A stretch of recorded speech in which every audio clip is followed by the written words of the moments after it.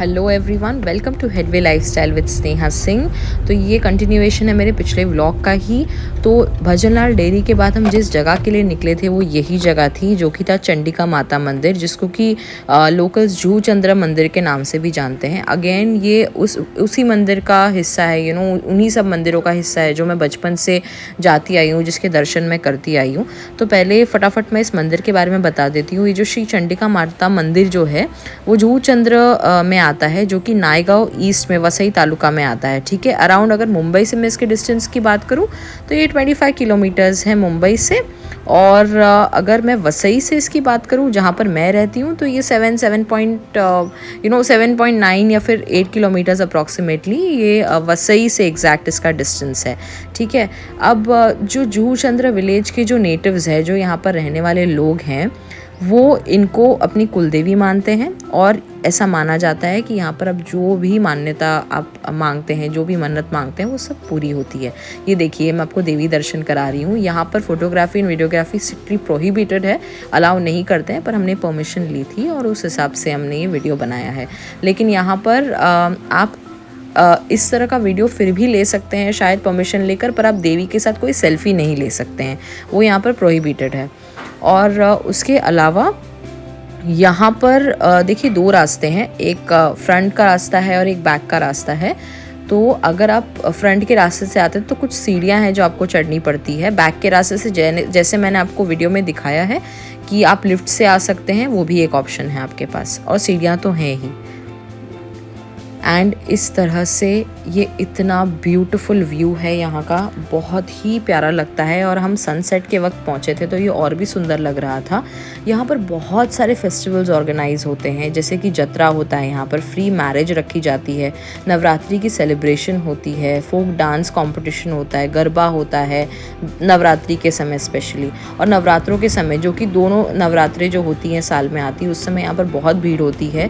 देवी के भक्ति का समय होता है, देवी की पूजा का समय होता है, और लोग यहाँ पर आके पूजा वगैरह करते हैं। इधर की बहुत मान्यता है। और यहाँ का जो व्यू, जैसे कि मैं बोल रही थी, इसके लिए भी ये बड़ा फेमस है, क्योंकि ये थोड़ी ऊंचाई पर है, थोड़ा सा चढ़ के आना पड़ता है। इसके लिए यहाँ का view is to die for, it's beautiful. यहाँ से पूरी सिटी दिखती है, पूरी सिटी। ये जो विलेज है ना, जहाँ पर ये मंदिर सिचुएटेड है, उसको चंद्रपाड़ा विलेज भी बोलते हैं। तो उसी से इसका नाम पड़ता है जूह चंद्र। तो ये ब्यूटीफुल सा व्यू है। यहाँ पर पार्किंग फैसिलिटी भी अवेलेबल है इन एम्पल। और ये था वो आगे वाला रास्ता जिसकी मैं बात कर रही थी, जिसकी सीढ़ियाँ आपको चढ़ के आनी पड़ती है। ईजीली चढ़ सकते हैं, बट जो ओल्ड एज है शायद उनको तकलीफ़ हो।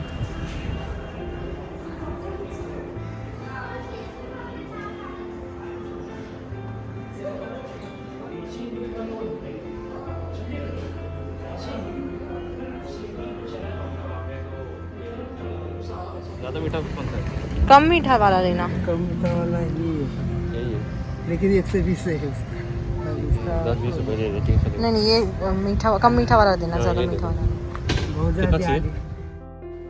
तो हमने देवी दर्शन तो कर लिए थे, पर अगले ही दिन मॉर्निंग में, अर्ली मॉर्निंग, हम 5 बजे उठे और हम निकल गए एक और नई लोकेशन के लिए, जो कि अगेन वसई के बहुत ही पास है। सो मैंने ट्राई किया था कि, क्योंकि मैं वर्किंग हूँ, काम भी होता है, तो मैंने सोचा था कि साथ साथ में मैं अगर कोई नई जगह एक्सप्लोर करके आपको दिखा पाऊँ, जैसे अर्ली मॉर्निंग उठ के, तो हम फटाफट एक क्विक, हमने सोचा था कि हम कार राइड के लिए जाएंगे, अच्छे से ड्राइव वगैरह करके, एंड देन मॉर्निंग में आपको एक नई लोकेशन दिखाते हैं। लेकिन ये लोकेशन बहुत ख़ास है, बिकॉज़ ये ऐसी लोकेशन है जो लोकल्स के अलावा शायद किसी को जल्दी पता नहीं होगी।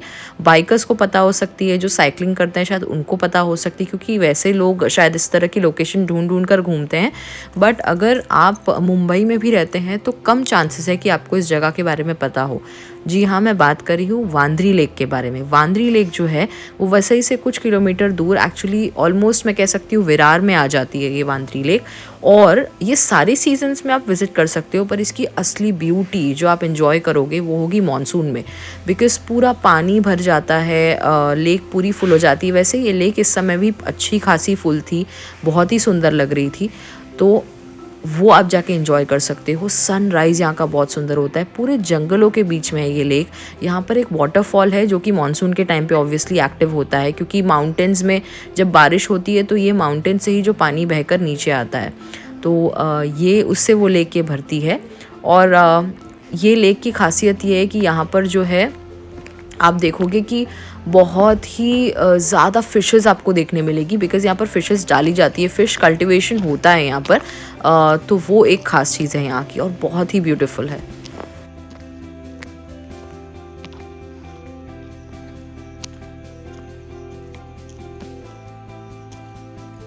Those are fishes ना जो पॉप अप हो रही हैं। इसमें प्रॉन्स की कल्चर में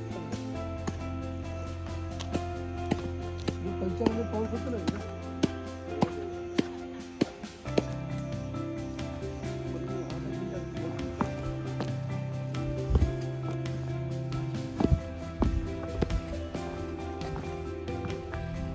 कितने फिशेस हो रही है, पॉप अप हो रही हैं। ये इसका ऑक्शन होता है, इसमें मछलियाँ बहुत है, मतलब छोड़े जाते हैं, रोहू, कतला, कल्चर प्रॉन्स।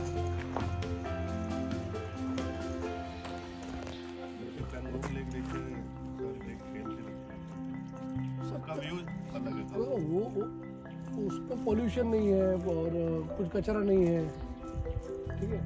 अब यहाँ पे देखो आसपास का जो लैंडस्केप है ना,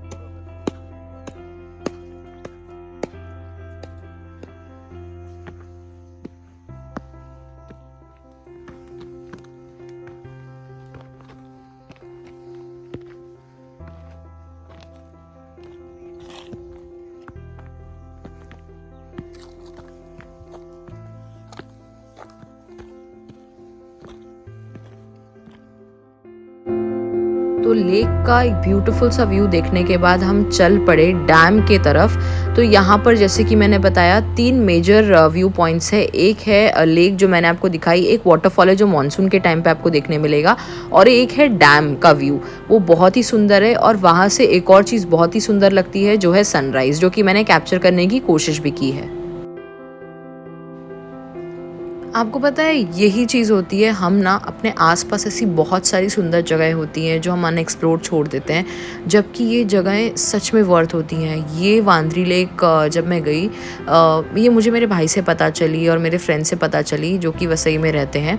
तो उन्होंने बोला कि ये एक्चुअली आपको एकदम वो मिनी गोवा वाइब्स देगी एकदम से। और वैसे वसई मैं बता दूँ एक कोस्टल रीजन है, कोस्टल टाउन, कोस्टल सिटी है। मैं जब बचपन से यहाँ पर रही तो हम बीचेस वगैरह बहुत जाते थे, हमारे लिए बहुत नॉर्मल था, बिकॉज ये बहुत ही पास था घर के, तो हम अक्सर ही विजिट करते थे। और यहाँ के बीचेस वो जुहू बीच जैसे क्राउडेड नहीं होते, ये सेक्लूडेड होते हैं, कम लोग होते हैं। और यहाँ पर ऐसे फूड के स्टॉल्स वगैरह आपको ज़्यादा नहीं दिखेंगे। यहाँ पर फैमिलीज़ आती हैं, मोस्टली फूड कैरी करती हैं, या फिर बीच के बाहर की तरफ खाना मिलता है। तो ये बहुत साफ़ सुथरे अच्छे बीचेस होते हैं, बट हाँ इतने फेवरेबल नहीं होते to take bath and all, because ये पोर्ट रीजन भी होता है, यहाँ पर शिप्स आती जाती हैं, तो उस वजह से कभी कभी ऑयल वगैरह का इशू हो जाता है पानी में। But it's very nice and serine, आप इंजॉय करोगे यहाँ पर जाना। उसी तरह से ये लेक का जो एरिया है ये भी है, बहुत ही अच्छा है।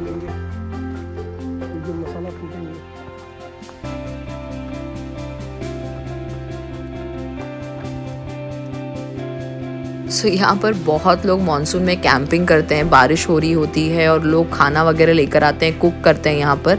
तो वही सब हमारी बातें चल रही थी।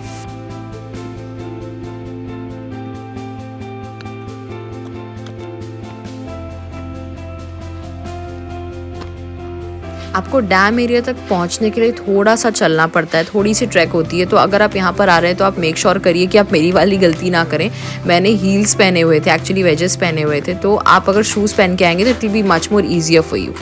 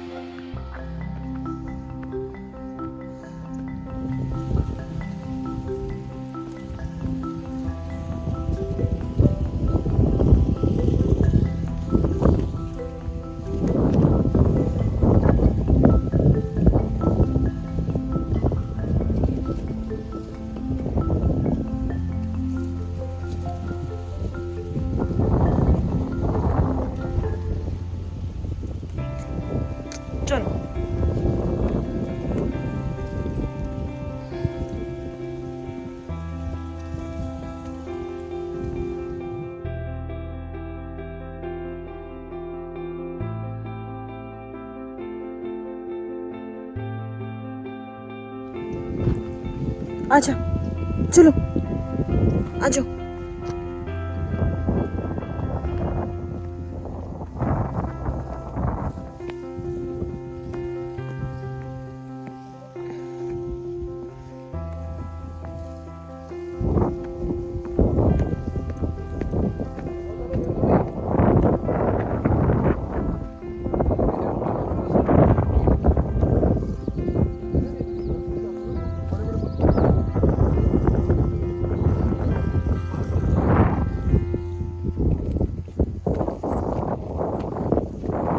उचलना मत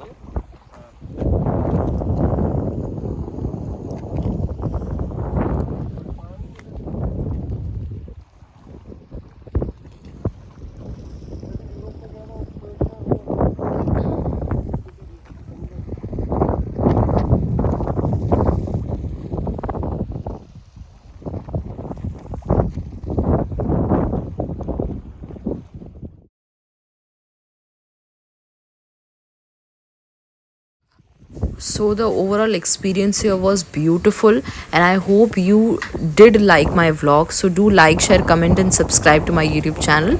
Stay tuned for something very exciting coming up. Thank you.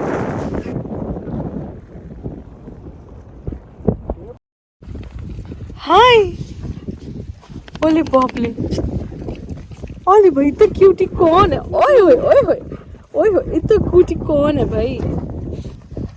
कौन है इतना क्यूटू? फुल एनर्जी में है वो, खेलने में एकदम।